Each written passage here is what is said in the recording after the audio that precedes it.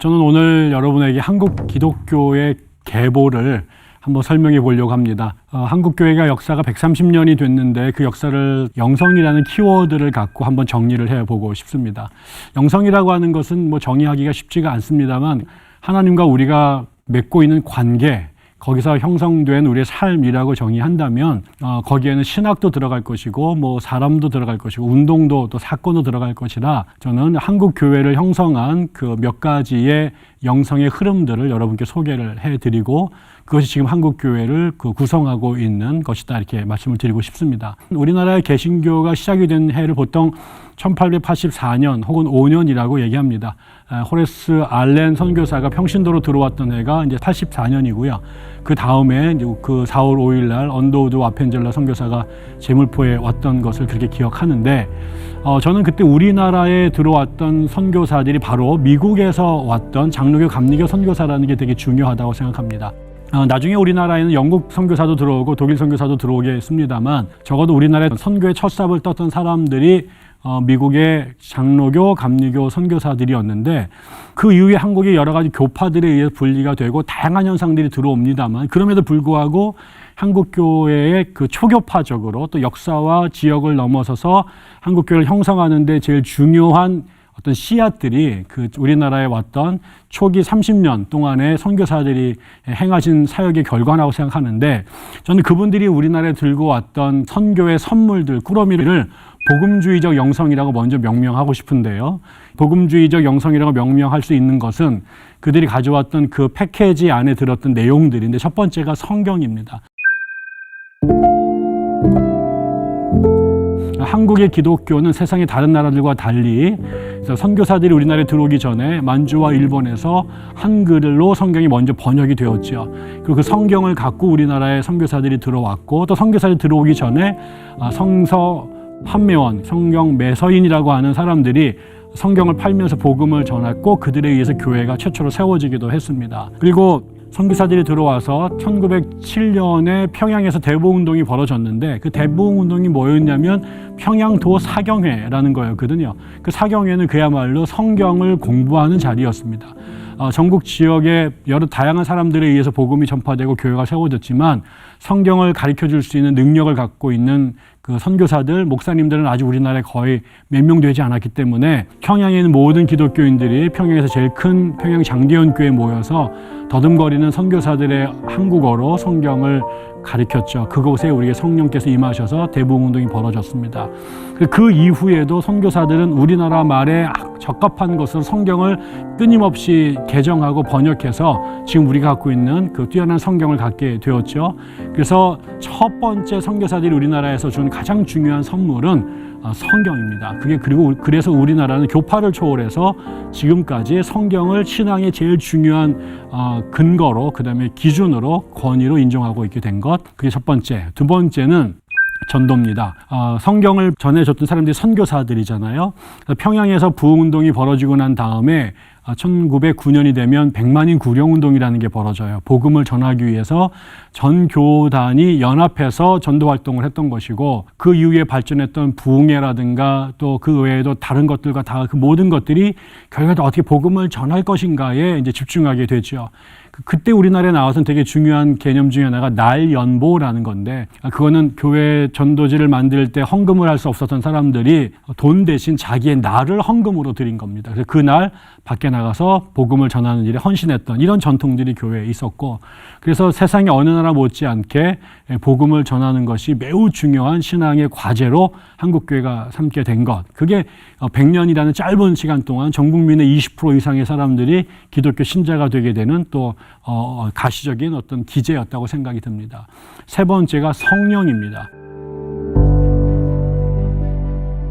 우리나라는 그 복음이 들어오기 전부터 영적 체험이 되게 강했던 나라이기도 하죠. 그러나 이제 그런 이방 종교를 대체해서 하나님의 복음이 우리나라에 들어왔고 1903년 우리가 원산에서 기도회가 벌어졌을 때 또 1907년 대부흥운동이 벌어졌을 때 그리고 그 이후에 1920년, 30년, 50년대에 전국 방방곡곡에서 부흥운동이 벌어지는데 그 부흥의 자리가 뭐냐면 성령의 임재였던 거죠. 그래서 우리나라의 신자들은 성경을 중요시 여기지만 그것이 단지 문자나 지식에 머물지 않고 성령의 강력한 임재를 몸소 체험해서 살아있는 체험적 신앙을 갖게 된 겁니다. 그래서 한국에서 신학자들보다 어쩌면 부흥 강사나 기도원 원장들이 더 영향을 많이 끼쳤는지도 모른다고 말할 정도로 체험적 신앙이 매우 강했는데 거기에는 성령이 있었던 거죠. 또 하나는 재림에 대한 관심입니다.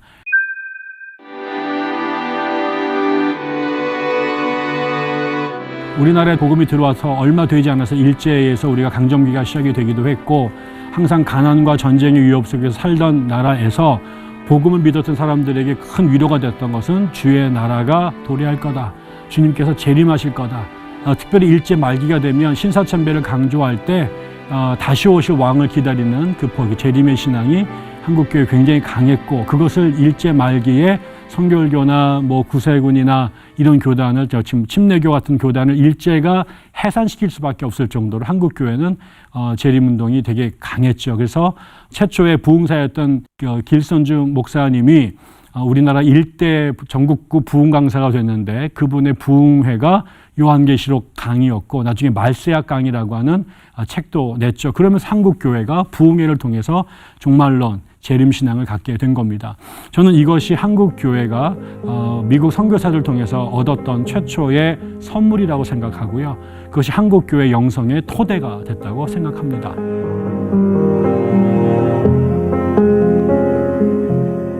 그리고 나서 우리가 한 1930년경으로 올라오게 되면 한국교회가 이 성령운동이 점점 강해지면서 특별히 성령 중에서 은사 1907년 대부흥회 때는 성령이 임하면 사람들이 자기 죄를 고백하고 술, 담배를 끊고 또 첩을 내보내면서 윤리적인 삶이 바뀌는 것이 성령 체험이었어요.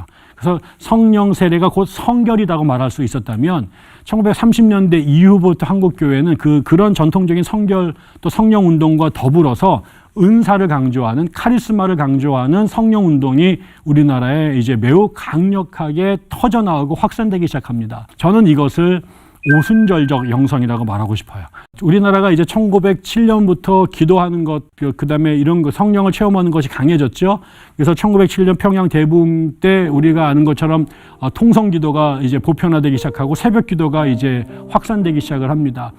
그러면서 특별히 여성들 중에 여성들이 여전히 가부장제 사회에서 교회에서 역할과 기능과 지위가 되게 제한적이었잖아요. 신학교를 가는 것도 되게 제한적이었고 목사는 될 수가 없었는 그런 시절에 공부를 못했기 때문에 성경을 줄줄 못 읽거나 아니면 공부를 못했기 때문에 신학은 잘 몰라도 그런 것과 상관없이 여성들이 남자와 평등하게 주어졌던 기회는 뭐냐면 기도하는 자리였잖아요. 예수를 믿기 전부터 기도하는 것이 몸에 뱄던 민족인데 평양 대부흥을 거친 이후부터 한국교회 안에 기도가 점점 강해지고 세지기 시작합니다. 그러면서 은사를 경험하는 기도의 용사들이 세워지기 시작하는데 1920년대 말이 되면 감리교회 이용도 목사라든가 또 백남주 이런 사람들 또 그다음에 철산의 김성도 이런 사람들이 기도에 매우 능한 사람들로 알려지게 되고 그들이 모이는 자리에 이제 성령의 강력한 임재와 성령의 은사들이 나타나는 현상들이 벌어지게 됩니다. 근데 이게 이제 한국 교회 안에 문제가 되기 시작해요. 장로교 쪽에서 볼 때 과도하게 열광주의로 가는 거 아닌가, 과도하게 신비주의로 치우친 거 아니냐라는 이제 비난을 받을 정도로 한국 교회 안에 이런 오순절적 영성이 자생적으로 일어나게 됩니다. 근데 그것과 비슷한 시기에 1928년, 요즘에 1930년이라고 주장하는 학자들도 있는데 미국에서 오순절적 배경을 갖고 있는 선교사들이 우리나라에 들어오기 시작합니다. 오순절주의는 1901년에 미국의 캔자스에서 찰스 파람이라고 하는 감리교 목사가 운영하던 신학교에서 방언이 터졌는데요. 그게 나중에 1906년 LA 지역의 아주사라는 거리에서 윌리엄 조셉 시무어라고 하는 흑인 목사의 또 집회에서 더 강력한 방언과 또 입신의 은사가 나타나게 돼요. 그리고 그게 미국 사회를 강타하고 전 세계로 가면서 이 운동을 펜타코스털리즘, 오순절 운동이라고 불렀는데 그 1906년 아주사가 1909년까지, 1910년까지 그 부흥이 이어지거든요. 근데 수많은 사람들이 거기를 다녀왔고 그들이 그 부흥의 오순절의 불꽃을 미국 전국으로, 그다음 전 세계로 확산시켰는데 그때 그 자리에 참여했던 사람 중에 메리 럼지라고 하는 여성이 계셨는데 이분이 1928년 혹은 30년 요 어간에 우리나라에 들어옵니다. 그리고 이 사람이 성령 세례 받은 증거가 방언이다라고 하는 교리를 가리키는 그런 형태의 성령 운동을 한국에 도입한 거죠. 그분들이 이제 허홍 혹은 박성산 이런 분들과 서울 서빙고에 조선 오순절 교회를 세웁니다.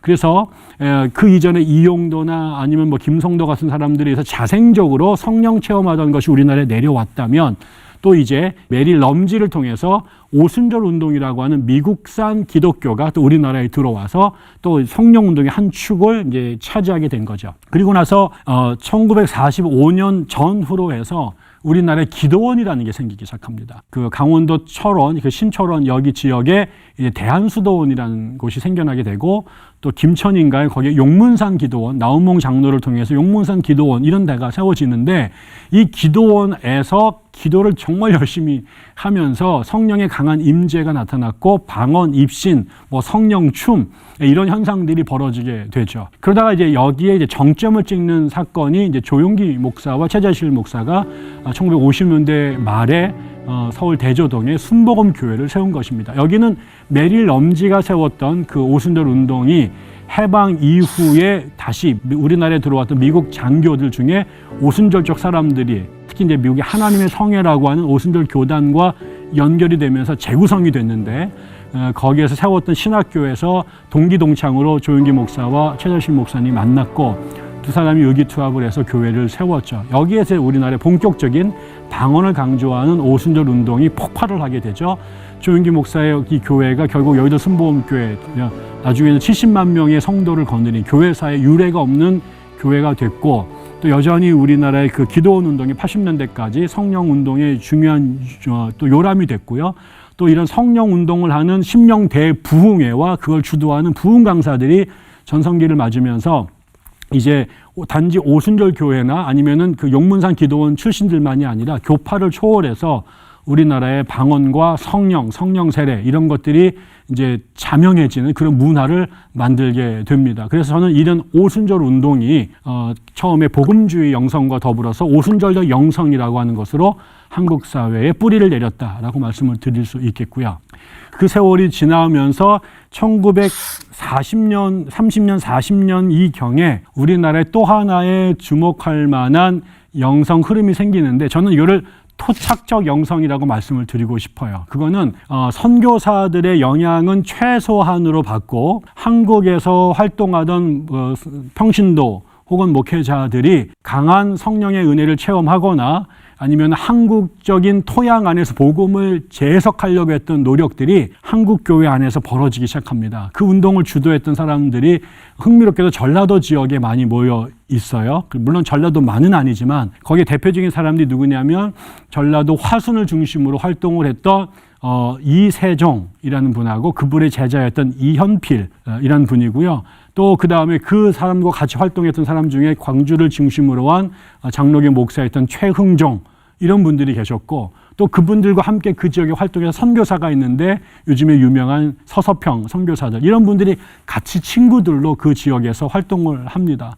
거기에 또 플러스로 YMCA를 중심으로 우리나라의 전통 종교와 복음을 조화하려고 했던 다소 유용모 선생, 그 사람의 제자였던 C.R. 함석헌 이런 사람들이 1930년대부터 50년대, 60년대까지 기존에 있던 주류 교회하고는 사뭇 다른 한국적 기독교를 추구하는 운동들을 벌이게 됩니다. 특히 이제 이세종이나 이연필은 이 강원도 화순에서 최초로 자신들이 수도원을 만들죠. 한국형 수도원을 만들어요. 그래서 금욕을 강조하고 성경 묵상을 강조하고 그 다음에 가난을 강조하면서 여순 수천 사건 이후 6.25를 겪으면서 그 지역에 발생한 고아들을 이제 돌보는 일들을 하게 되면서 광주 지역에 매우 중요한 영향력을 끼치게 되고요. 또 이 유영모 선생님 같은 분들은 기독교 신자로 출발을 했지만 불교 경전이나 유교 경전을 어떻게 한국 사회에서 성경과 함께 읽어낼 건가, 그러면서 어떻게 기독교를 이해할 건가라는 아주 독창적인 사상을 만들어내죠. 그리고 그 사람의 영향을 받았던 제자였던 또 함석헌 같은 경우는 기독교식으로 한국의 역사를 재서술해내잖아요. 성서로 본 조선 역사라는 책을 썼고 나중에 이제 평화운동, 그 다음에 민주화운동에 뛰어들면서 또 하나의 되게 중요한 영향력을 끼치게 되죠. 이런 분들이 한국 사회 1930년부터 한국적 버전의 교회를 만들려고 하는 노력이 세워졌는데 그 모양은 매우 다양하지만 저는 기존의 주류 교회하고는 조금 다른 색깔이 있었던 전 이 부분들을 토착적 영성이라고 규범화시키고 싶습니다. 그 당시에는 이제 뭐 이단의 논쟁도 있었고 교회 주류교회 비판도 받았지만 최근에 와서 이제 영성신학이 한국 교회에 되게 중요해지면서 그러면 우리가 맨날 외국 거 또 외국 사람들의 것만 말고 한국에는 그런 거 없었나? 한국에는 수도원 문화가 없었고 묵상의 문화가 없었고 또 그다음에 복음과 실천을 같이 갔던 이런 건 없나라고 봤을 때 이런 그 이연필 그다음에 이세종 그 유영모 함석헌 최흥정으로 오는 또 서서평이 끼어 있는 이 부분들이 최근에 한국 교회의 새로운 어떤 그 영적 대안으로 꽤 주목을 학계에서 받고 있습니다. 또 하나 우리가 이제 그 다음에 고민해야 될 부분이 이제 해방 이후예요. 해방 이후에 우리가 냉전 체제에 들어가게 되고 1961년 이후에 박정희 정권이 세워지면서 그야말로 산업화 근대화를 추진하게 되잖아요.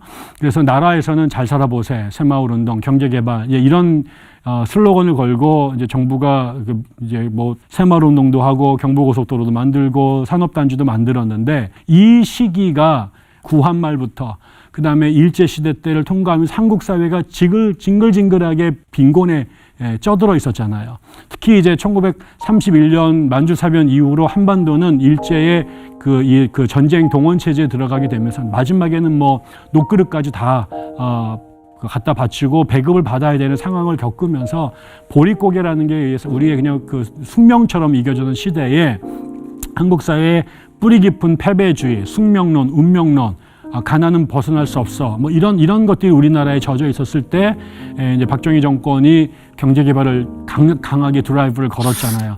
근데 그것이 교회와 같이 접목이 되는데 같은 시기에 뭐 여의도 순복음교회를 대표로 해서 그 다음에 또 감리교를 통해서 나라에서는 잘 살아보세요라고 말했지만 또 조윤기 목사가 사중복음을 발전을 시켜서 오중복음이라는 걸 만들어내는데 그게 이제 원래 하나님의 성에는 중생, 성령, 세례, 신유, 재림 이걸 믿어요. 근데 조윤기 목사가 여기에 축복이라는 걸 덧붙여서 내 영혼이 잘 되고 범사가 잘 되고 강건하기를 원한다는 요한 1세의 말씀을 근거로 해서 영혼이 잘 되는 축복, 그다음에 병이 나는 축복, 범사가 잘 되는 축복을 교리로 들어오게 됩니다. 그리고 그 여의도 교회를 처음에 세웠던 그 순복음교회가 가난한 사람들, 병든 사람들이 모여있던 곳인데 그런 목회를 하면서 결국 성령 세례를 받고 예수를 믿으면 병도 고치고 또 물질적으로도 나아질 수 있다. 이런 메시지들을 전하게 된 거죠. 근데 그게 이제 그 시대에 그 산업화 시대에 이 전라도 지역에서 올라와서 도시의 빈민촌을 형성했던 가난한 노동자들 또 병든 사람들, 사회에서 소외된 사람들에게 이 조윤기 목사의 메시지가 매우 설득력 있고 그 감동적으로 다가오게 되죠. 또 그때 미국에서도 교회 성장학이니 아니면 적극적 사고방식이니 뭐 긍정의 복음 이런 것들이 이제 유행하고 있었거든요. 노만 빈센트 펄이라고 하는 목사가 가이드 포스트를 만든 사람인데 이 사람이 positive thinking, 적극적 사고 이거의 중요성을 미국에서 매우 강조했는데 이게 우리나라도 이제 같이 들어오게 된 거죠. 그러면서 그게 여의도 순복음교회 폭발적 성장으로 이어지게 되고 그게 다른 교단에게도 영향을 주게 됩니다. 그러면서 이제 1960년, 70년, 80년대까지 한국 교회 안에 이 가난을 극복하려고 하는 것, 그게 특히 예수를 믿으면 성령을 받으면 변화되면 변화될 수 있다라고 하는 이런, 그래서 너희가 안 된다고 말하지 말고 성령 안에서 내게 능력 주신 자 안에서 모든 걸 할 수 있다. 아마 이 말씀이 그 당시에 가장 사람들에게 희망의 메시지가 되지 않았을까라고 싶은데 이런 것들이 한국교회 교파를 초월해서 30년 동안 한국교회 지배적인 메시지가 되게 되죠. 그래서 그 전에는 수도원의 영성 같은 것들이 한국교회에 컸기 때문에 또 청교도들의 영성이 컸기 때문에 청빈이라고 하는 것, 물질에 대한 탐욕을 극복하는 게 신앙이라고 생각했고 가난은 어쩌면 기독교인들에게 주어진 삶의 양식이라고 생각했는지 몰라요. 그런데 빈곤의 시기를 오래 겪고 60년대부터 국가 주도의 산업화로 넘어가면서 또 정부의 그 교회에서 하는 이런 긍정의 메시지, 축복의 메시지가 한국 대중들에게 큰 영향력을 끼쳤고 그게 결국은 세계에서 제일 큰 교회들이 교단마다 출연하게 되는데 흥미롭게도 그 교단의 초대형 교회들은 각 교단의 전통적인 교파 신학을 가리키는 데가 아니라 성령과 은사와 그다음에 물질적 축복을 강조하는 교회들이었다라는 거죠.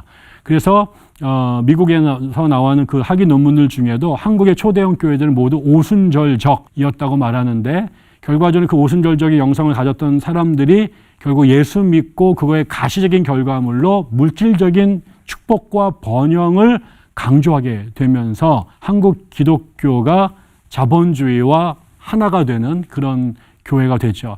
저는 이제 이것이 그 시절에는 매우 적절했고 또 필요했고 그게 될 수밖에 없었다고 생각을 하지만 또 우리가 전통적으로 가졌던 재물과 하나님을 겸하여 섬길 수 없다. 돈을 사랑하는 것이 일만하게 뿌리다라고 하는 교회의 아주 전통적인 가르침이 약화되는 경향도 됐죠. 그래서 교회에서 잘 사는 사람은 축복받은 사람이고 가난한 사람은 어쩌면 축복에서 배제된 사람이라는 그런 인식을 심어주게 된 것도 그런 부작용이 하나가 아닐까. 아무튼 그러면서 저희는 적어도 60년대 이후부터 80년대까지 자본주의적 영성이라고 명명할 수 있는 흐름이 한국 교회 안에 편만하게 됐다라는 겁니다. 그러나 동시에 이 자본주의적 영성이 한국 교회에 이렇게 그 뿌리기게 될 동시에 또 하나의 정반되는 영성이 한국 교회에 출현합니다. 저는 그거를 민중신학적 영성이라고 명명하고 싶은데요. 그 우리나라가 산업화가 되면서 그건 우리나라뿐만 아니라 영국이든 프랑스든 독일이든 미국이든 자본주의에 근거한 산업화가 벌어질 때는 아직 무슨 뭐 노동법이 있는 것도 아니고 노조가 있는 것도 아니고 또 노블레스 노블리자라고 하는 그런 가진 사람들이 약자들에 대한 어떤 그런 도덕적 책임 같은 것들을 충분히 인식 못했기 때문에 결국은 초창기에 상당히 많은 자본주의 모순들이 노출되게 되죠. 다시 말하면 시골에서 올라온 저임금 노동자들이 매우 열악한 환경에서 그 혹독한 노동에 시달리게 됩니다. 그런데 이제 이런 얘기를 건의를 할 수 없게 되고 그런 얘기를 하게 되면 뭐 블랙리스트에 올라서 뭐 파면된다든가 이렇게 되고 또 뭐 노동 협상을 할 수가 없는 거죠. 무슨 노동 환경을 좁게 개선해 달라, 휴식을 늘려 달라, 아니면은 뭐 시간의 근무 수당을 올려 달라, 최저임금으로 맞춰 달라 이런 이야기를 사용자와 할 수 있는 그런 루트 자체가 없었고요. 그런 게 받아들여지도 않은 시대를 지난 거죠. 그러다가 이제 병이 들면 그냥 소위 말로 잘리는 것이고 이래서 사실 노사 관계가 매우 부당했고 노동자들의 여건이 매우 이제 열악해집니다. 우리나라도 이제 초기에 해방되고 나서 서울에 그 처음에는 청계천, 동대문 지역을 중심으로 그런 봉제 공장들이 생겨지게 되고 그다음에 경공업 중심으로 산업화가 돼서 50년, 60년대에 영등포라든가 구로라든가 부평에 다양한 그 실과 천과 관련된 회사들이요. 모직회사나 방직회사나 이런 회사들이 많이 생겨지게 되죠. 근데 그 일들을 하는 노동자들이 대부분 전라도 지역에서 올라온 초등학교를 졸업한 13살에서 16살짜리의 어린 소녀들인데 그들이 환풍기도 없는 곳에서 하루에 13시간, 16시간씩 이 재봉틀을 돌리게 되면 3년만 지나면 거의 100% 폐결핵에 걸립니다. 그러면 또 회사가 그걸 뭐 치료해 주는 것도 아니고 그러면 이제 회사에서 내보내고 이런 일들이 우리나라에 벌어지는데 이런 문제에 주목을 한 사람들이 생겨요. 그게 바로 기독교인들이었습니다. 그 일을 제일 먼저 주목했던 사람이 누구냐면 우리나라의 도시산업선교회라는 선교단체입니다. 미국에서 온 선교사들 중에 감리교, 장로교 목사들이 인천에서 그다음에 영등포에서 도시산업선교회라는 걸 만들어서 원래는 이게 무슨 운동을 하려고 하는 게 아니라 그 새로 생긴 공단에 있는 여공들에게 복음을 전하기 위해서 만든 단체들인데 그 사람들이 교회 나와서 이제 사정을 들어보니까 회사 안에 참담한 일들이 너무 많은 거예요. 근데 그런 이야기를 들으면서 사장님한테 가가지고 그렇게 하지 말라고 얘기를 또 해줬는데 잘 안 들으시잖아요.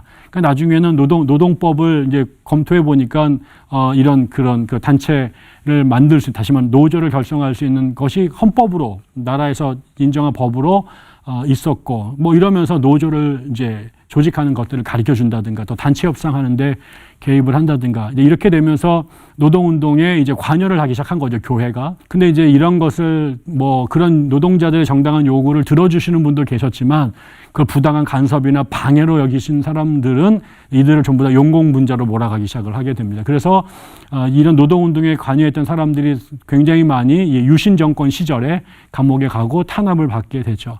그러다가 이제 이런 상황에서 이제 하나의 결정적인 사건이 터지는데 그게 바로 1970년대 전태일이라고 하는 그 청계피복 노동자가 분신을 해서 죽은 겁니다. 예, 그 사람의 죽음이 알려지고 난 다음에 이 청계천에 그의 친구들이 최초로 우리나라의 노동조합을 만들죠. 물론 그 전에도 노동조합이 있긴 있었습니다. 근데 그 노동조합은 그때 사실 어용이었습니다. 그러니까 정부가 노동자들을 관리하기 위해서 만드는 노동조합이었지 노동자들이 입장을 대변하는 식의 노동조합은 아니었거든요. 이렇게 되면서 이제 우리나라의 노동운동이라는 게 형성이 됐는데 그때 이게 우리나라의 서울에 있는 감신대, 한신대, 연세대학교 교수들에게 충격을 줍니다. 같은 서울 안에 우리의 이웃들이 우리 젊은 어린 우리 딸 같은 아이들이 저렇게 혹독한 상황에서 노동을 하고 있었구나. 우리가 그동안에 무관심했구나. 강도 만난 이웃에게 유대인에게 누가 이웃이 될 거냐. 이런 질문 앞에 일군의 신학자들이 반응을 하기 시작을 한 거죠. 그래서 우리나라의 그 산업화 시대의 사회적 가장 큰 문제였던 이 노동 문제를 신학의 문제로 끌어안고 성경에서 이런 현상에 대해서 어떻게 말씀할 수 있을까? 그다음에 조직신학에서는, 그다음에 역사신학에서는, 교회사에서는 이러면서 일군의 신학자들이 한국의 이 노동 문제를 신학의 문제를 끌고 와서 한국적 신학을 만들어내기 시작했는데 그게 이제 소위 말하는 민중신학이라는 것이고 또 민중신학의 영향을 받은 목회자들이 이런 공단 지역에 들어가서 교회를 세우고 노동운동에 뛰어들게 되면서 소위 말하는 민중교회가 세워지게 된 거죠. 당시에 정부로부터 정부와 충돌을 했고 비난도 많이 받고 감옥에도 많이 갔습니다만 또 세월이 지나서는 민중신학도 시들어졌고 민중교회도 대부분 사라졌습니다만 적어도 한국 사회에서 한국이 자본주의 사회, 그다음에 산업사회, 도시화가 되면서 생겨났던 이 사회적 문제들을 오늘날 우리의 신학의 과제로 끌어안고 또 목회의 주제로 끌어안았던 이 노력은 지금도 모양과 형태를 달리했지만 한국교회 되게 중요한 과제로 나려오고 있잖아요. 그런 의미에서 저는 이것을 민중신학적 영성이라고 명명할 수 있겠다 싶습니다. 또 하나는 1990년대가 되면 또 하나의 중요한 흐름이 형성이 되는데 그것은 한국 교회가 지난 100년의 역사 속에서 적어도 가시적으로, 물질적으로 규모 면에서 정점에 오르기 시작을 하게 됩니다. 해방되고 나서 한국의 교회가, 한국 기독교 인구가 아마 제 기억에는 한 5% 정도가 인구 대비 기독교 신자였는데 1970년대부터 폭발적인 성장을 이어가면서 1990년대에 들어왔을 때는 전 세계에서 제일 큰 교회들이 우리나라에 있었고요. 전 인구 대비 거의 20에서 25% 정도가 개신교인이다라고 말할 정도로 교세가 늘어났고요. 대통령을 포함해서 소위 말하는 파워 엘리트라고 말하는 여론을 형성하는 데 가장 큰 영향을 미치는 정치가, 대기업 CEO, 교수, 변호사, 저널리스트, 의사 이런 사람들 중에 기독교인의 숫자가 제일 많아지게 되는 거죠. 그러면서 결과적으로는 대통령을 뽑는데도 막강한 영향력을 끼치는 정치적 세력을 갖게 되고 교회 예산도 불교나 그다음에 가톨릭에 비해서 거의 공이 하나 더 많을 정도로 물질적 토대가 단단해지게 되죠.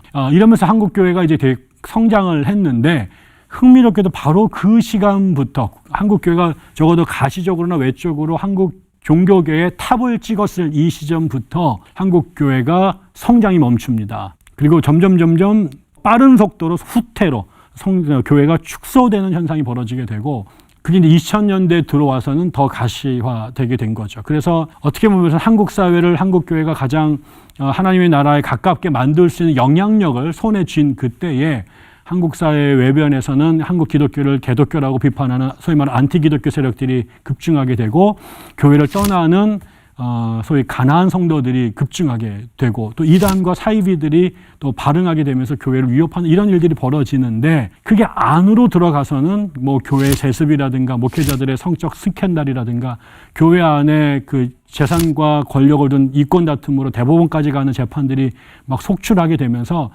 추정 60분이나 뉴스의 단골 메뉴로 한국 기독교의 그 치부가 드러나는 일들이 90년대부터 많아지기 시작합니다.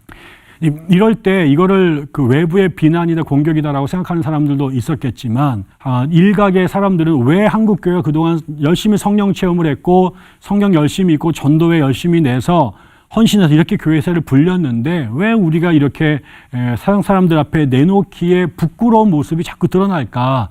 이 원인을 다름이 아니라 우리의 영성의 왜곡이 아닐까? 그동안 한국교회가 파워, 스피드, 그리고 규모 여기에 지난 30년 동안 올인해 온 건 아닐까? 그래서 이제는 빨리 가는 것보다 조금 더 속도를 늦추고 많이 가는 것보다 좀 덜 갔고 규모보다는 질, 밖에 외적인 것보다는 속의 것을 들여다봐는 시간이 아닐까. 그래서 마치 서양에서 4세기에 콘스탄티누스가 기독교를 공인하면서 교회가 외적으로는 빅뱅을 했지만 그게 내적으로 타락의 터닝 포인트가 된다고 생각해서 더 깊이 기도하고 금욕하면서 하나님과 하나 되기 위해서 광야에 들어갔던 사람들처럼 한국교회에서도 새로운 영성을 추구하는 흐름이 생겨나기 시작합니다. 그래서 그러면서 최초로 그동안에 이단이라고 들춰보지 않았던 카톨릭 신자들 중에 주목할 만한 영성가들의 글이 한국 개신교인들 안에서 읽혀지기 시작합니다. 그 대표적인 것이 토마스 머튼, 헨리 나우인 신부 같은 사람, 또 토마스 키딩 같은 분들입니다. 이들을 통해서 소위 말하는 관상기도라는 게 알려지기 시작하고 영적 독서, 렉티오 디비나라고 하는 것들이 한국교회에 소개되기 시작하는 거죠. 한국교회가 그동안에는 온통 얼마나 성경을 많이 읽었느냐에 힘썼다면 이젠 성경은 주야로 묵상하는 게 중요하지 성경을 많이 읽고 암송하는 것이 어쩌면 더 그게 중요한 건 아닐지도 모르겠다. 한국교회가 통성기도하고 방언기도하고 40일 금식기도를 하지만 기도는 하나님과 영적인 대화라고 말한다면 하나님의 음성을 듣는 게 필요하지 않을까라는 생각을 하게 되면서 컨템플레이션, 관상기도에 관심이 많아지기 시작하죠. 이런 것들이 좀 지나고 나면 리처드 포스터나 유진 피터슨 같은 개신교 계열의 영성가들이 우리나라에 설계되면서 나중에는 은성수도원의 엄두선 목사님이라든가 최일도 목사라든가 또 김영복 목사 같은 사람들의 글이 기도에 대한 새로운 이해, 그 다음에 성찬에 대한 새로운 이해, 공동체에 대한 새로운 이해, 그 다음에 성경에 대한 새로운 이해들이 이제 확산이 되면서 수도원적 영성이라고 명명할 수 있는 게 우리나라에 들어오게 된 거죠. 그래서 여전히 카리스메틱하고 오순절적인 영성이 존재하지만 그것과 대비돼서 침묵으로 기도하는 것, 그 다음에 말씀을 깊이 읽는 것, 그 다음에 진정한 의미의 수도원적 공동체를 이루는 것, 이런 것에 이제 치중한 그런 영성이 한국교회 90년대부터 소개되기 시작을 했습니다. 그런 전 이걸 다시 말해서 이제 수도원적 영성이라고 말씀을 드리겠고요. 마지막으로 소개하고 싶은 것이 2000년대 들어와서 벌어진 저는 총체적 영성이라고 말하는 것을 이제 소개하고 싶습니다. 그 얘기는 무슨 얘기냐면 앞에 얘기와 연결이 되는데요. 20세기를 넘어서 21세기에 들어오게 되면 한국 기독교는 더 이상 외래 종교나 소수 종교가 아니라 숫자나 또 정치, 사회, 경제, 문화 모든 영역에서 가장 영향력 있는 종교가 됐습니다. 대통령들이 연속해서 기독교인도 되고 장차관들, 국회의원들 다수가 기독교인들이고요. 서울 강남 3구가 전국에서 복음화율이 제일 높고요. 서울대학교 안에 기독교 신자들이 타종교를 압도하고요. 우리나라 오피니언 리더들이 전부 다 기독교인들이 된 그런 시대가 된 거죠. 그렇게 되면 이제 더 이상 교회의 생존이나 종교만의 문제에 관심을 가질 수가 없게 된 거예요. 교회가 갖고 있는 인력, 돈, 정치적 힘 이런 것들. 그래서 기독교가 마음만 먹으면요. 대통령의 당락에 영향을 줘요. 기독교인들이 마음만 먹으면요. 법안을 통과시키고 혹은 법안을 통과시키지 못하도록 막을 수가 있어요. 기독교인들의 학자들을 동원하면요. 새로운 이론과 문화를 창달해낼 수도 있고요. 한류를 주도하는 사람들의 뒷배경을 보면 다수가 교회 신자들이잖아요. 이렇게 됐을 때 더 이상 이제 한국 교회가 한국 사회에서 개인이나 자기 종교만을 위한 자리에 있어서는 안 되게 됩니다. 그러면서 한국 교회 안에 다시 중요하게 들어오게 된 게 기독교적 세계관이라는 거예요. 그래서 이제 기독교인이 학문을 하더라도 기독교인들만을 위한 학문이 아니라 그 신앙을 어떻게 나의 학문의 영역에, 정치를 하더라도 어떻게 기독교적 가치를 우리 사회 보편적인 가치에 적용시킬 것인가, 하나님의 나라가 개인의 마음이나 교회 담벼락이 아니라 우리 사회 전체, 우주 전체에 미치도록 할 것인가, 이런 고민을 하게 된 거죠. 그렇게 되면서 일단 기독교인의 정체성이나 교회의 사명, 그다음에 신학 자체의 범주가 바뀝니다. 그래서 영혼만 강조하던 신학이 영과 육을 함께 강조하게 되고요. 개인의 구원을 강조하던 종교가 개인과 사회가 변화되는, 그다음에 생태에 대한 책임까지 함께 갖는 종교로 바뀌게 되는 것이고요. 성직자와 평신도만의 간의 어떤 차이를 강조하면서 이런 어떤 위계 질서를 강조하던 이런 교권 구조가 평신도와 성직자 모두가 해야 될 역할이 따로 있고 또 협력해서 교회를 세워야 된다. 또 평신도들이 어쩌면 사제나 목사들보다 할 일이 더 많다라는 생각들을 하게 되면서 이런 것들이 이제 함께 버무리는 신학이 우리나라에 들어오게 된 겁니다. 그래서 기도만 할 것이 아니라 기도도 개인 기도와 사회를 위한 기도, 그다음에 교회 사역도 교회의 성장과 개인의 영적 육성만이 아니라 사회의 변혁과 하나님의 나라가 이 땅에 이루어져야 된다는 그런 것을 함께 포괄하는 신학, 교회 사역도 교회 안과 교회 바깥을 함께 아우르는, 더 나아가서는 국내와 세계를 함께 아우르는 이런 이야기들이 한국 교회에 오게 된 거죠. 그러면서 소위 말한 크리스텐돔 체제에 살았던, 기독교가 정치와 종교에 영향을 끼치던 그런 나라에서는 어떻게 기독교가 존재했는가. 그래서 영국이나 네덜란드나 미국이나 독일의 모델들을 한국에 소개하고 어떻게 기독교가 종교와 사회 전체에 긍정적인 기능을 할 것인가에 대한 연구. 그러다 보니까 신학이 시대의 문화를 이해해야 되고요. 신학이 그다음에 시대의 정치와 경제를 공부해야 되고요. 그런데 그것을 단지 사회운동이 안 되려면 깊은 영성이 있어야 되니까 수도원적 영성에 대한 관심이 또 깊고요. 그래서 아주 보수적인 것 같지만 대단히 진보적이고 대단히 사회 변혁적 행동적인 것 같은데 또 깊은 영성을 아주 단호하게 또 다부지게 추구하는 이런 것들이 버물러 있는 이 시대에 맞는 기독교적 영성이 이제 추구된 거죠. 그걸 저는 이제 총체적 영성이라고 말씀을 드리는데, 그런 운동들이 한국 교회 안에 또 일각에서 지난 20년 동안 치열하게 전개되어 왔다고 생각합니다. 이렇게 1880년대 후반부터 21세기 20년 동안 한국 교회 안에서 탄생했지만 동시에 한국 교회를 구성하고 변화시켜 왔던 영성의 흐름들을 복음주의적 영성에서 오순절적 영성, 그리고 자본주의적 영성, 민중신학적 영성, 또 토착적 영성, 그리고 수도원적 영성, 마지막에 총체적 영성으로 구분해서 여러분께 소개를 드렸습니다. 지금 한국 교회는 이것들이 대부분 함께 여전히 각각의 영역에서 나름의 크기와 또 규모를 유지하면서 존재하고 있다고 생각이 들어요. 저는 이런 영성들이 있었기 때문에 오늘 한국 교회가 존재한다고 생각합니다.